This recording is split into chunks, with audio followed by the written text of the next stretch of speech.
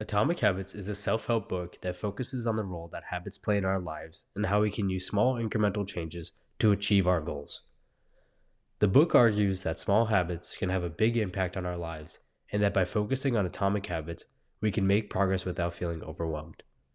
The book also discusses the importance of environment in forming habits, the role that identity plays in shaping our habits, and the value of having a system in place to help us stick to our habits. Finally, the book talks about the concept of keystone habits, or habits that have a ripple effect on other areas of our life, and how focusing on these habits can drive progress in multiple areas at once. Here are a few takeaways from Atomic Habits by James Clear.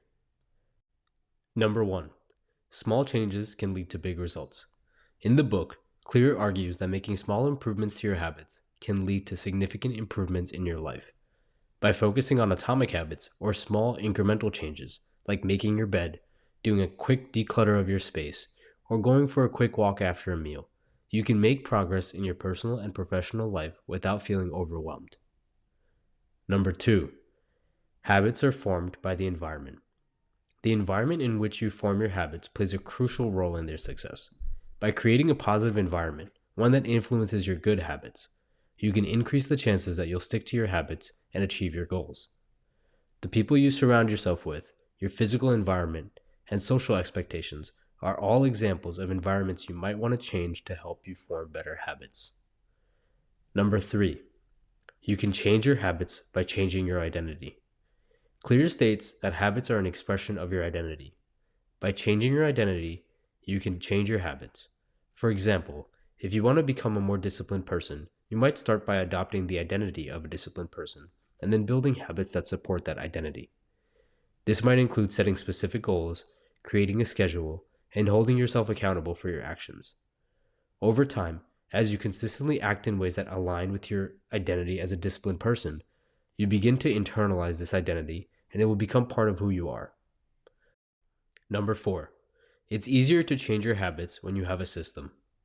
Having a system in place can make it easier to stick to your habits and achieve your goals. Clear suggests using a variety of tools such as accountability partners, to-do lists, tracking your habits, and habit stacking to help you stay on track. Habit stacking is the practice of attaching a new habit to an existing habit, like reading for a few minutes after brushing your teeth in the morning or the evening. Number 5. You can create keystone habits to drive progress. Keystone habits are habits that have a ripple effect on other areas of your life. By focusing on these habits, you can drive progress in multiple areas at once. Some examples of keystone habits are exercising, meal planning, saving money, and learning. Number 6. Cues and rewards play a crucial role in shaping our habits. Every habit consists of a cue, a routine, and a reward. The cue is the trigger that initiates the habit, the routine is the behavior itself, and the reward is the positive outcome that reinforces the habit. By identifying the cues and rewards associated with our habits, we can gain a better understanding of why we do what we do and make changes to our habits if necessary.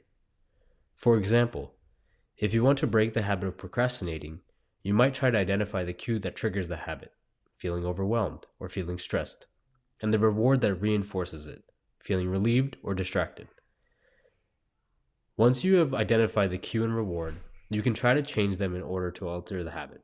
For example, you might try to change the cue by removing distractions from your workspace or finding ways to manage your stress. And you might try to change the reward by rewarding yourself with a small treat for completing a task.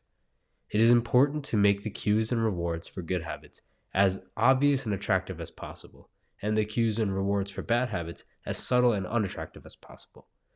By doing this, we can increase the chances that we will stick to our good habits and break our bad ones.